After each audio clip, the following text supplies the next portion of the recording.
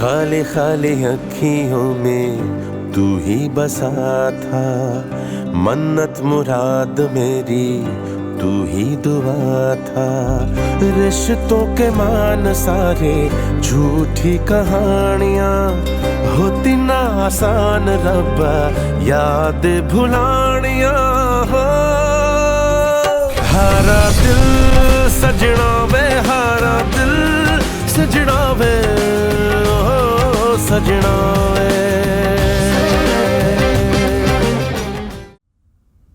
تو چرا با دیدن من به هم لبخند نمیزنی؟ لبخند بزن. فقط دیگران ما رو کنار هم دیدن، ولی خودمون ندیدیم که در کنارم چطور به نظر میرسیم.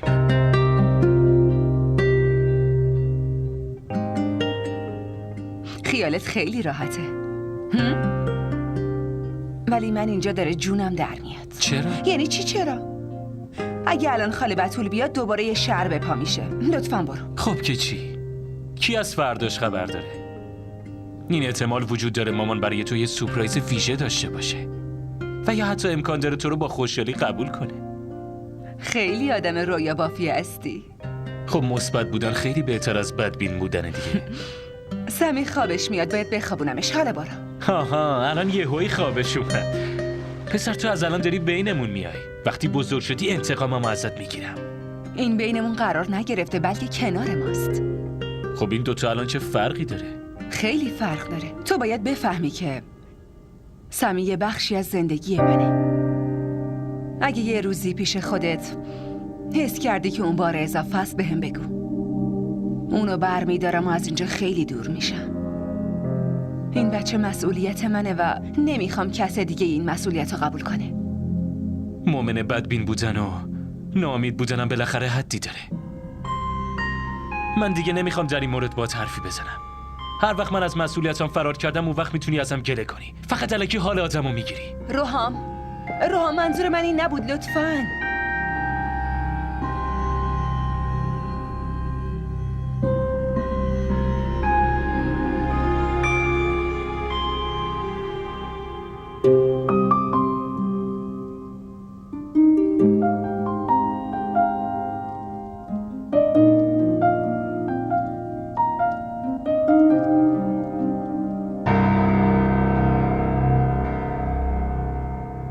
صبح بخیر. صبر کن.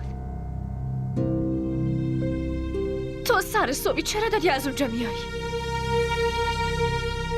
یا نکنه تمام شب تا صبح کنارش بودی؟ اینقدر حرف مزخرف من نزن. حرف مزخرفی نزدم روحام. با چشمای خودم دارم میبینم. این حقم دارم که ازت همچین سوالی بپرسم. ببین روحام، لطفاً به من راستشو بگو که بین تو و اون دختر چه خبر؟ گوش کن فزه، من هنوز بهت همچین حقی رو ندادم که به خودت اجازه بدی از رفت و آمد و نشست و برخواستم سوال بپرسی. داشتی ورزش میکردی پس برو. دیگه هم وقت منو هدر نده. این تویی که داری وقتو هدر میدی با این رفت و آمدات. من متوجه نمیشم که تو از چی میترسی روحام. آخه چرا حرفامو قبول نمیکنی؟ فزه چی شده؟ چرا اینقدر عصبانی؟ و تو روحام اینجا چی کار میکنی؟ ببینم شما باید جلوی خدمتکارا نمایش راه بندازی؟ وقتی خدمتکارای خونه رو سرت سوار کنی خب نمایش برپا میشه دیگه، نه؟ فزه بفهم چی داری میگی. چرا مثل بچه‌های کوچیک با هم دعوا میکنین؟ حسابی جو خونه رو به هم ریختین با این کاراتون. تو خونه حرف بزنین. نه خیرم، باید همینجا حرف بزنیم. اصلا چرا داخل اون اتاق حرف نزنیم جایی که آقا روحام تموم شب اونجا گذرونده؟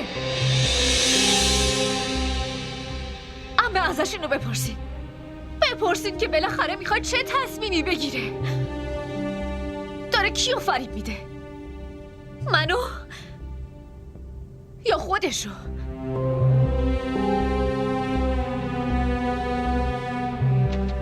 مامان حرفمو گوش کن مامان.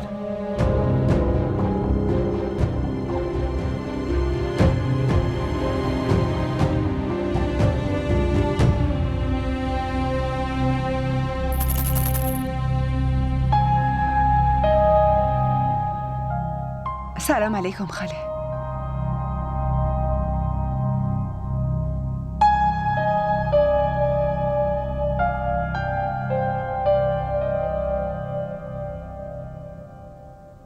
ببینم تو نمیخوای بالاخره بهم بگی که چرا خونتو ول کردی و اومدی اینجا پیش ما؟ اصلا چرا داری آرامش خونمو به هم میزنی؟ خب آره بهم بگو، میخوام بشنوم که این مهمون خونه رو ترک میکنی و میری. همین که قاتل بابام دستگیر بشه ما از اینجا میریم. شما خیلی بهمون لطف کردین، بیشتر از این مدیونتون نمیشیم. این که تو این خونه کی بمونه و تا کی میخواد بمونه، به نظرم اگه تصمیمشو بابا بگیره خیلی بهتره. بابات هیچ وقت در تمام طول زندگیش حتی یه حرف درست درمونم نزده. جلوی اون همین که گریه کنی اون دیگه لال میشه. همش به خاطر وجود مؤمنه تو این خونه است که این سوء تفاهم بین تو و فزه وجود داره. ولی بابات هیچ وقت نمیتونه این موضوع رو کاملا درک کنه. آره خب اگه تو تمام شب بیای وقتی تو این اتاق بگذرونی اینجور واکنشا نشون داده میشه. برای همین خیلی اصرار دارم اینا هرچه زودتر اینجا رو ترک کنن. تو هم زودتر مهیای عروسیت شو.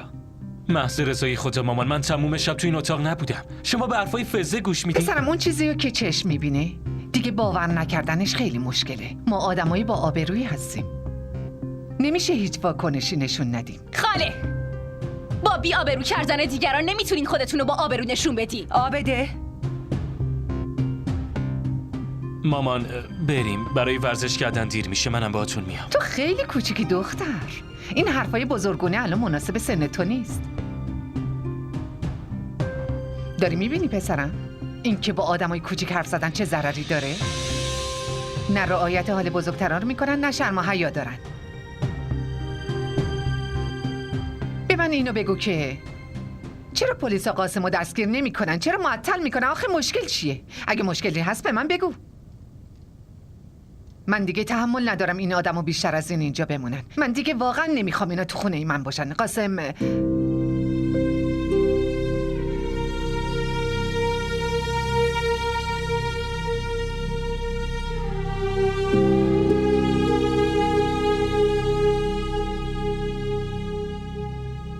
قاسم،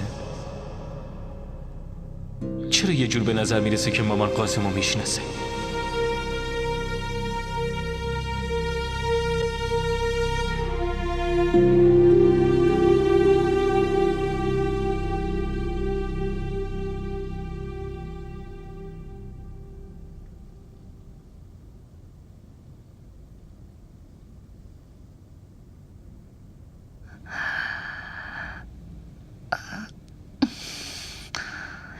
خدای توبه، این چایه یا آب از داخل جوب آوردن. توبه، من که نمیخورم. وای خدا، که اون روزای خوب منو چشم زد که چشمش دنبال زندگیم بود. هی قاسم بیشور، خدا ازت نگذری. زندگی خودت که گند بود، به زندگی منم گند زدی. بی غیرت. آبده برات یه خبر خوب دارم. پلیسا اون قاسمو به همراه دار و دستش دستگیر کردن. فراز تو راست میگی؟ خدایا هزاران بار شکرت. فراز نمیدونی با این زنگ چقدر خوشحالم کردی. الان میرم به آبجی مژده بدم. با شنیدنش خیلی خوشحال خب میشه. ببین یه تماس تصویری میگیرم تا منم این خوشحالی تو ببینم. دیگه پررو نشو. خیلی ازت ممنونم. این لطف تو هیچ وقت فراموش نمی‌کنم. اگه زندگی یه فرصتی بهم داد حتما این لطف تو جبران میکنم. آدم فراموشکاری نیستم. لطف، کمک، جبران. میدونی با گفتن این حرفا به من در واقع داری به احساساتم توهین میکنی؟ وای خدایا، چی باعث شده این حرفا رو میزنی؟ اصلا اینجور حرفا بهت نمیاد. نه شوخی میکنم. نه حتی حوصله شوخی رو دارم. یه چیزی خوب با دقت گوش کن. دیگه نه میخوام و نه انتظار دارم اینجور حرفا رو از زبون تو بشنوم. متوجه شدی؟ نه متوجه نشدم. بگو میخوای چیکار کنی؟ الو؟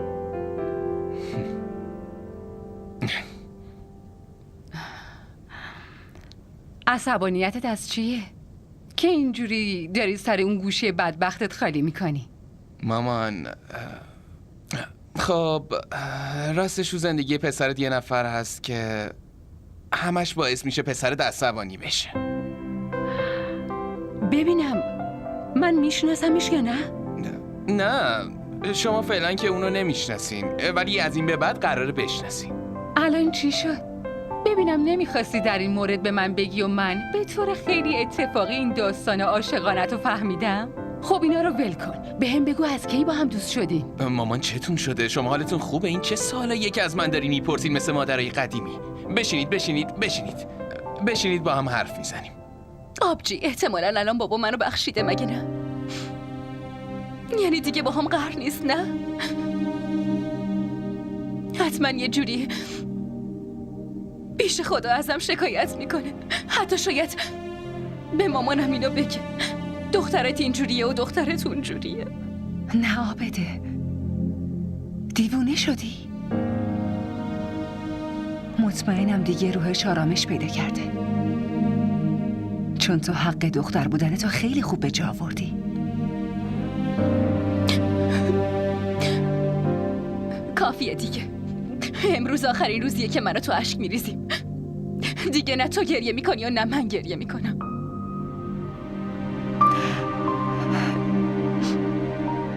کسی گریه نمیکنه. عابده، من فکر میکنم که باید با فراز حرف بزنم، هم ازش تشکر کنم و هم با مادرش قرار بذارم. الان دیگه وقت آشنا شدنه مگه نه؟ آبجی اگه اونم مثل خاله بتول باشه چی؟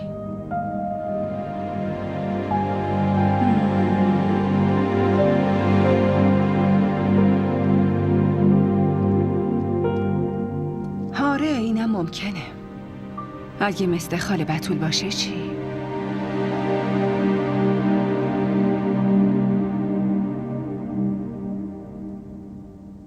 خب آره درسته. اون خونه خودش خوشحال باشه و ما خونه خودمون.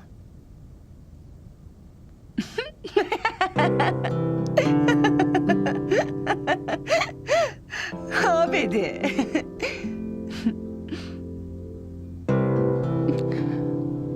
آبجی میدونی بعد مدت هست داری اینجوری میخندی؟ آبروی منو که جلوی همه بردی. منم این کارو نکردم فیده. واقعا؟ پس کی گفت که تو این کارو بکنی؟ قلبم از اینکه تو رو از دست بدم ترسیدم. عشق من نمیذاره که تو مال کسی بشی. من اینجور عشقی نمیخوام که پدر و مادرمو به خاطر من بی‌آبرو کنه.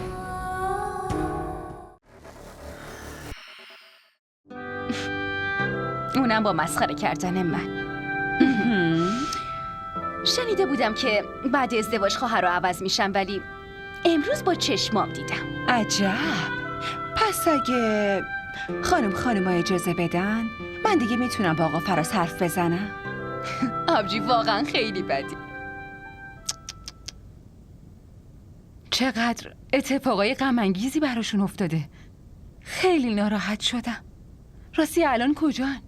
یعنی تو شهر به این بزرگی هیچ فامیلی ندارن؟ مامان یه اتفاق بزرگتر از اینم هست. راستش عابده یه خواهر بزرگتر از خودش داره که با روحام عرفان ازدواج کرده. چی؟ اون دختر یعنی عروس بتول و عرفانه؟ نه مامان اون دختر که نه، دارم میگم خواهر بزرگترش. آره منم دارم همونو میگم دیگه. عجب فراز عجب. تو با این انتخابت شاهکار کردی پسرم. تو باید تو شهر به این بزرگی دقیقاً از همون دختری خوشت بیاد که فامیلای بتول هستن. حالا تو چی میخوای؟ برای خواستگاری برم خونه اونا؟ راستشو بگم من خودم هم چیزی نمیدونم. تو مدت زمانی که نبودین این اتفاق افتاد. ولی مامان من تموم احساسات و اتفاقاتی که بین من و عابده افتاده رو بهتون گفتم. در ضمن یه چیز دیگه هم هست. فراز، مادر آخه تو چرا یهویی همه چیزو برام تعریف نمی‌کنی؟ واقعیت اینه که عمو عرفان از این وصلت راضیه، اما خاله بتول در این مورد هیچ چیزی نمیدونه، چون اون میخواد روحان با یکی دیگه ازدواج کنه. چی؟ یعنی کسی چیزی راجع به عقدشون به بتول نگفته؟ این چطور ممکنه؟ واقعا خیلی تعجب آوره. تازه یه چیز تعجب آورترم هست، اونم این که من جزو شاهد عقدشون بودم. تو هنوز با روحام در ارتباطی؟ آره، راستش به خاطر آبده خیلی اتفاقی همو دیدیم و بعدش این اتفاق افتاد. مامان، شما خواستگاری آبده میرین دیگه. من میدونم شما از این روابط خوشتون نیومد، ولی چی کار کنم؟ اینا تقصیر منم نیست. حالا با این اتفاقا دیگه حتما به خونشون میرم، اونم برای خواستگاری. تو به آبده بگو ما خیلی زود میریم خواستگاریش. مامان، این خیلی عالیه، دوست دارم. بیا ابرار کوچولو. ماشاءالله خیلی بچه شیطونیه، مثل باباشه. عمو، بابا و شیطونی؟ شما میدونی این آرومترین بچه دنیاست. ولی تو چیزی از بابات نمیدونی که چقدر شیطون بود. والا بچه‌های این دوره بایدم شوخ و شیطون باشن. روحام بگو ببینم تدارکات عروسیت به کجا رسیده؟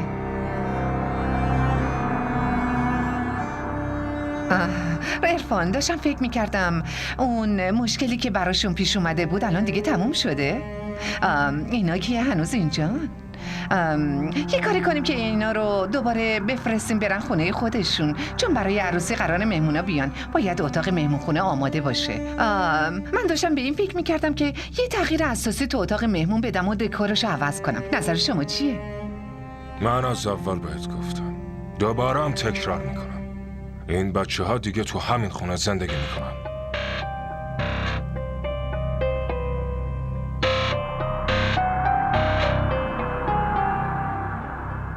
در ضمن خاله، اگه قصد داریم برای عروسی داداش رو همون اتاق مهمون آماده کنین، خب من میتونم برای دکورش بهتون کمک کنم.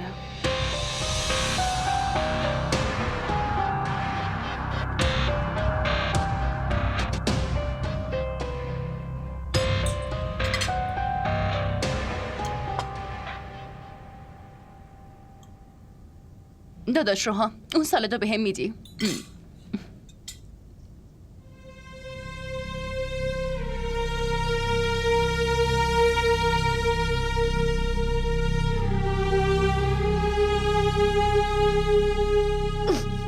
آروم باش.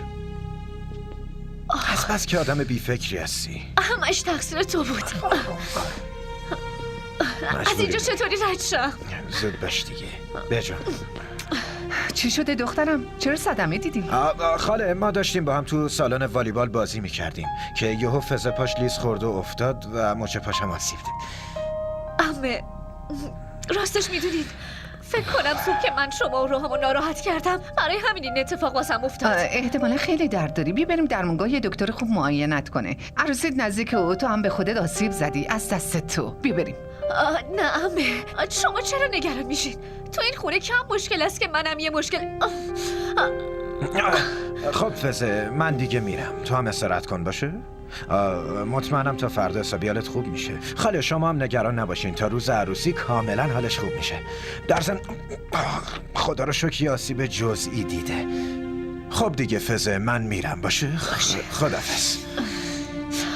آروم باش. خدافظ. ببین دخترم، وقتی به حرف بزرگتر گوش نمی کنی همین میشه.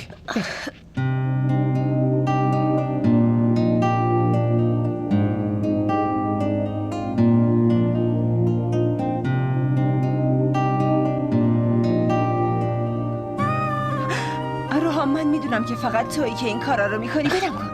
اگه خاله ببینه چی؟ تو هم همش منو دعوا میکنی. ببینم کسی نمیتونه نزدیک همسرش بشه؟ نه، نمیتونه.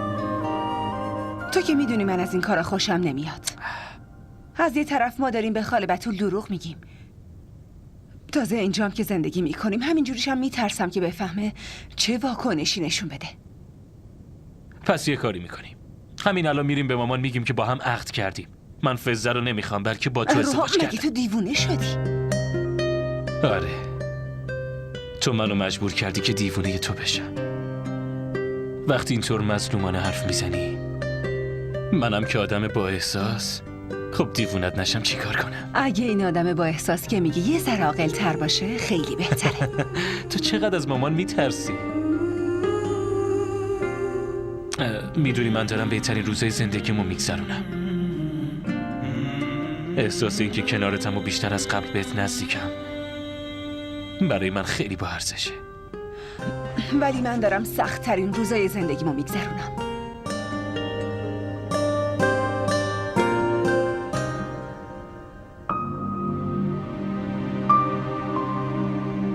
تموم غماتو به من بسپار.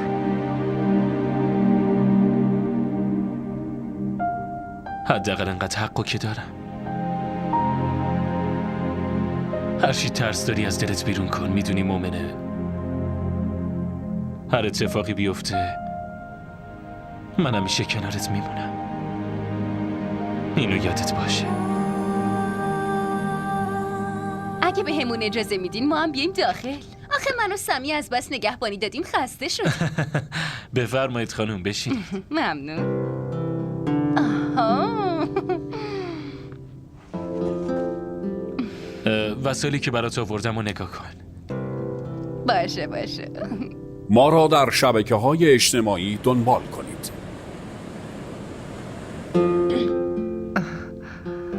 عروج؟ بله؟ این چطوره؟ وای خیلی خوشگل. رنگش بهم میاد مگه نه؟ خیلی بهتون میاد. بتول خانوم، حالتون چطوره؟ خوبم. فکر کنم خیلی سرتون شلوغه. چقدر این لباس قشنگه. ببینم بعد عروسی هنوزم خریداتون تموم نشده؟ راستی ازدواج روحامو خیلی بهتون تبریک میگم. تو که عروسی دعوتمون نکردی، ولی بازم ما از این موضوع با خبر شدیم. راستش میخواستم یه سر بیام خونتون تا عروستو از نزدیک ببینم. عروسم؟ آره؟ مگه تو از ازدواج مؤمنه و روحام خبر نداری؟ اما داداش عرفان که اونجا حضور داشته و فراز، اون حتی شاهد عقدم بوده. راستش میدونی پسرم از کارهای خیر خوشش میاد. خاله فائزه براتون سوء تفاهم پیش اومده. این چه حرفیه که میزنی عروج؟ چرا سوء تفاهم پیش بیاد؟ راستش شما اشتباه میکنی. چی داری میگی؟ راستشو بگم من میخواستم تمام ناراحتی‌ها رو فراموش کنم و بیام خونت. میخوام از روحام و مؤمنه عابده رو خواستگاری کنم. آخه میدونی فراز و عابده خیلی همدیگر رو دوست دارن. منم هیچ مخالفتی باهاشون ندارم. من که از خوشحالی پسرم خوشحال میشم. من عقیده دارم که هیچ وقت انتخاب خودمون رو به بچه هامون تحمیل نکنیم، وگرنه نتیجهش اینجوری میشه که پنهونی با هم ازدواج میکنن.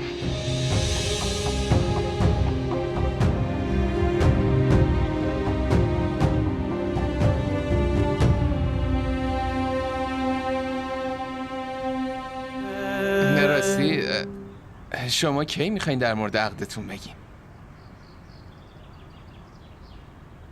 این بستگی به تصمیم عمو عرفان داره. شاید ایشون منتظر یه فرصت مناسبه. آدم نباید منتظر فرصت مناسب باشه، بلکه باید درستش کنه. دارین از چه فرصت مناسبی حرف میزنی؟ از فرصت تو خونه شما حرف میزنی. تو خونه من؟ رو هم داشتم میپرسیدم چرا در مورد عقدتون چیزی به خاله بتول نمیگین؟ به نظر من هر چه زمان بگذره و ایشون دیرتر متوجه بشن بیشتر ناراحت میشه.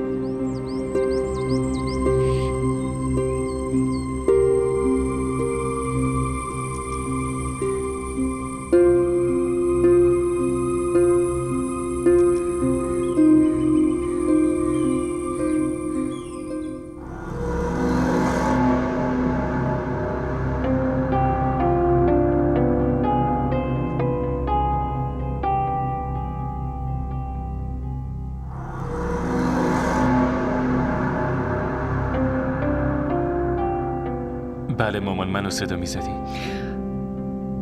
آره، من صدات زدم. میخواستم ازت بپرسم تا الان فقط با هم عقد کردین یا اینکه حتی بیشتر از عقدم پیش رفتین؟ مامان این چه سوالیه که داری میپرسی؟ سوالم خیلی واضحه رهام. اگه بهم جواب دادی که هیچی، وگرنه اون زن عقدی تو صدا بزنم و از اون جواب سوالمو بگیرم. ببینین این لحن تلخ و پر از طعنتون خوب نیست مامان. شما هر چی میخواین بپرسین از من بپرسین، من خودم بهتون جواب میدم. آره مامان، آره من با مؤمن عقد کردم. این اصلا گناه نیست. من نمیخواستم با فضل ازدواج کنم و از اولم بهتون گفته بودم. هنوزم همینو میگم.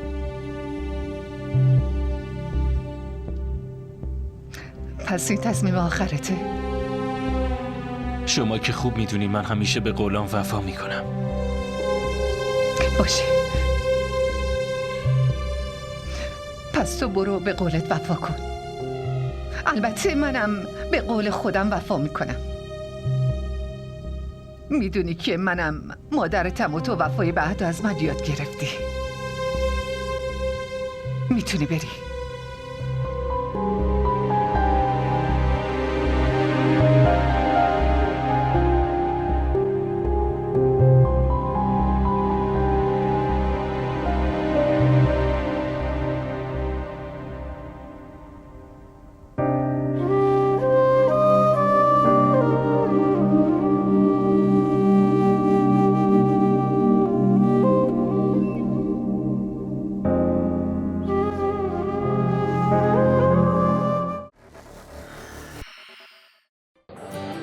بگو ببینم خوشگله. می‌دونی وقتی آدم عاشق یکی میشه دیگه نمیپرسه که چقدر خوشگله. شاید اون از همه خوشگل‌تر باشه. این عشق عزیز دلم. آب نیست که هر وقت تشنت شد بگی یه لیوان آب بده. برای آب باید هزینه‌شو داد، به همون قیمتی که تشنه‌های کربلا پرداخت کردن.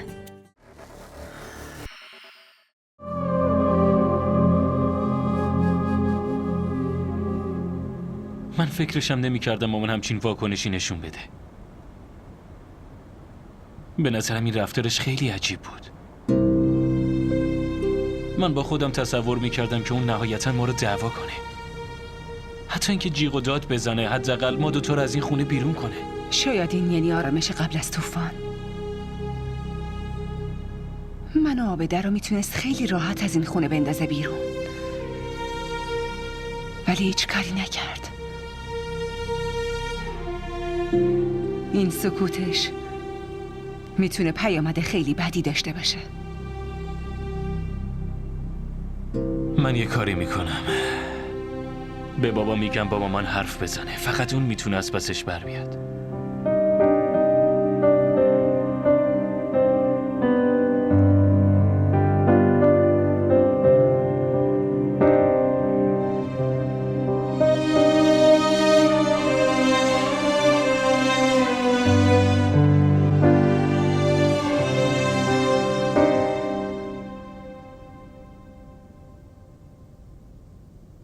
شما موقع عقد کردن رهام نه به فکر رضایت من بودین و نه خوشحالی من. حتی شما لازم ندونستین از من بپرسین. نه فقط این، بلکه شما اون دختر رو عروس پسرم کردین و به خونه من آوردین و من هیچی نفهمیدم. آدمای غریبه اومدن بهم تبریک گفتن، حتی بهم تیکه میندازن که من بیخبرم. به آقا عرفان، آفرین، تو دوستی تو خوب با آقا ابرار به جا آوردی.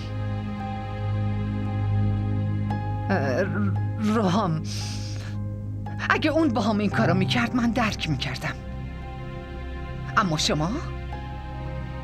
شما به من دروغ گفتین، منو بازی دادین. اگه دیگه حرفا تموم شده منم میخوام حرف بزنم. اون حرفی که الان شروع به گفتنش کردین به این راحتیایی که فکرشو میکنین تمام نمیشه آقا عرفان. شما و اون رهام با همکاری هم منو فریب خیلی بزرگی دادین. در مورد طلسم کردن فقط یه چیزای شنیده بودم، ولی انگار به نظر میرسه ابرار حتی بعد از مرگشم توی اون دنیا یه جوری شما رو طلسمتون کرده. که با وجود این همه اتفاقاتی که برامون افتاده بازم حوث دخترش از سر شما دوتا نپرید. کاش منم یه جور طلسمی پیدا کنم که حداقل روی تو تاثیر بذاره. تا بلکه طرز فکرت عوض بشه. طرز فکر من هیچ وقت عوض نمیشه عرفان. باشه عوضش نکن، ولی خوب یادت باشه این لجبازیات فقط پسرتو ازت دور میکنه. من کاری کردم که پسرتو کنارت بمونه، وگرنه اون خیلی وقت پیش تنهات میذاشت و میرفت. یادت باشه اون پسرته، اونم همون کاریو میکنه که دلش میخواد. باشه آقا عرفان، تا الان چیزی نبود، ولی از این به بعد همون کاری رو میکنم که دلم میخواد.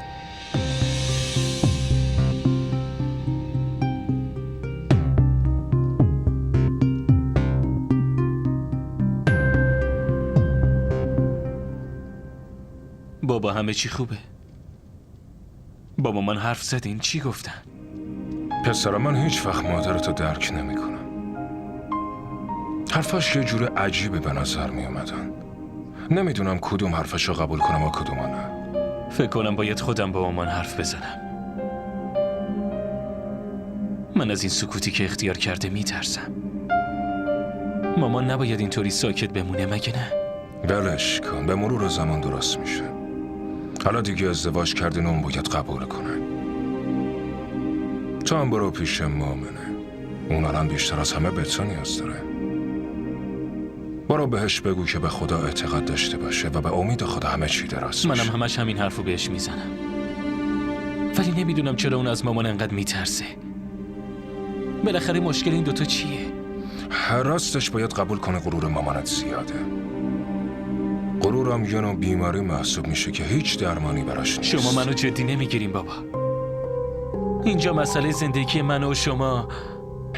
اگه جدی بگیرم به نظرت بتول این وسط رو قبول میکنه؟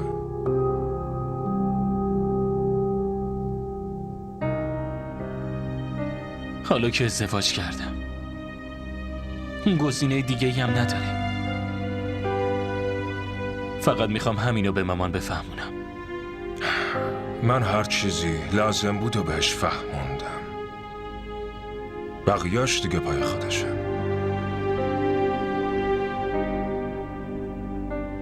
برو، تا باید پیش مامانه باشی.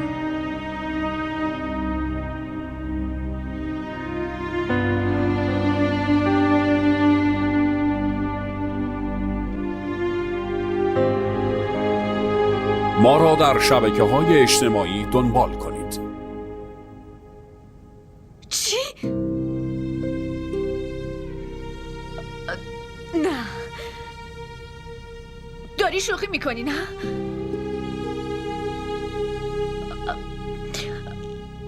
روحام نمیتونه این کارو بکنه. چطور میتونه ازدواج کنه؟ من با همه حرف بزن، ولی دیگه فایده ای نداره. شنیدی که میگن تیر از کمان رها شده؟ الان چه وقت گفتن این چرندیاته؟ بهم کمک کن، میخوام برم اتاق عمه. هیچ فایده ای نداره. اون الان نه حوصله خودتو داره و نه حرف زدن. ببین فزه، تو فعلا فقط استراحت کن. میتونی فردا حرف بزنی. استراحت کنم؟ تو این شرایط چطور میتونم استراحت کنم؟ من همین الان و همین لحظه میخوام با همه حرف بزنم. روحام به هم بی‌محلی میکرد، اما چطوری تونست فریبم بده؟ چطور با هم همچین کاری کرد؟ اون برای مؤمنه هر کاری میکنه. من که قبلا بهت گفته بودم جا شدن تو دل روحام انقدر راحت نیست. اون به خاطر مؤمنه مامانو که هیچی، حتی حاضر این خونه رو ترک کنه. تازه تو که براش ارزش نداری.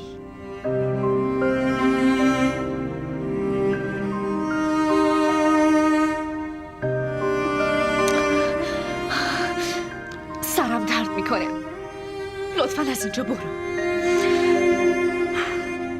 آره دیگه، فعلا باید استراحت کنی.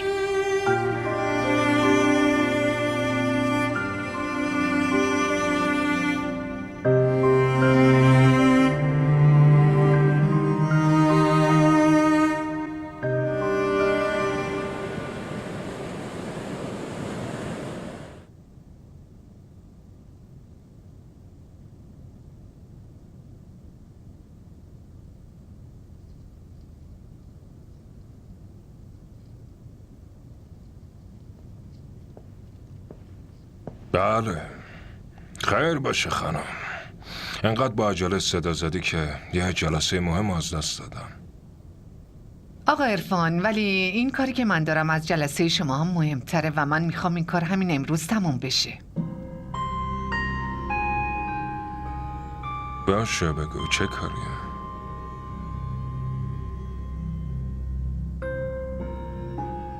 آقا عرفان، این قرار هرچند بین من و شماست. قاعدتاً من و شما باید با هم سر این موضوع حرف میزدیم، ولی شما و پسرتون یه چند ماهی میشه که اصول و قوانین این خونه رو شکستین و زیر پا گذاشتین.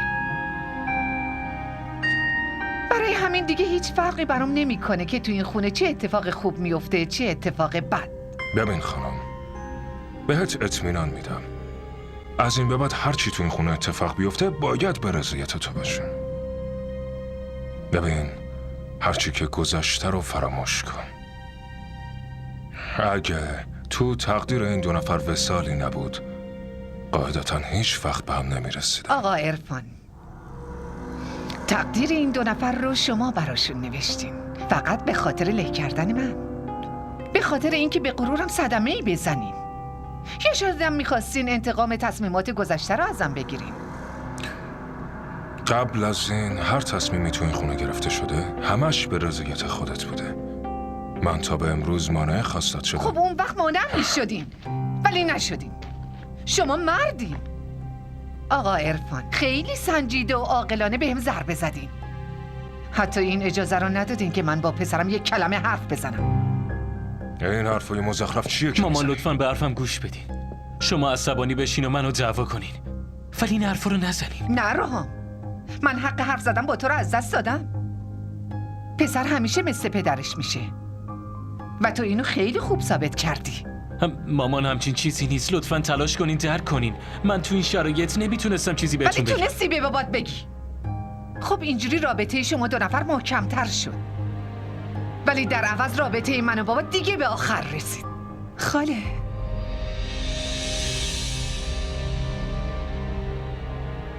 اینا برگه های طلاقن. اگه بخواین میتونین این مسئله رو تو خونه تمومش کنین، اما اگه این کارو نکردین اون وقت من برای طلاق گرفتن میرم دادگاه.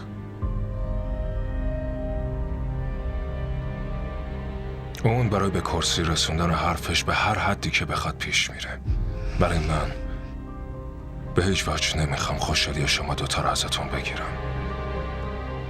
اینو بهتون قول میدم.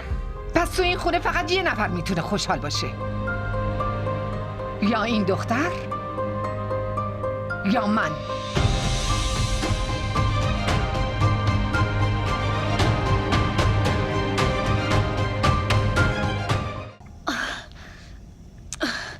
مراقب باش، مراقب باش.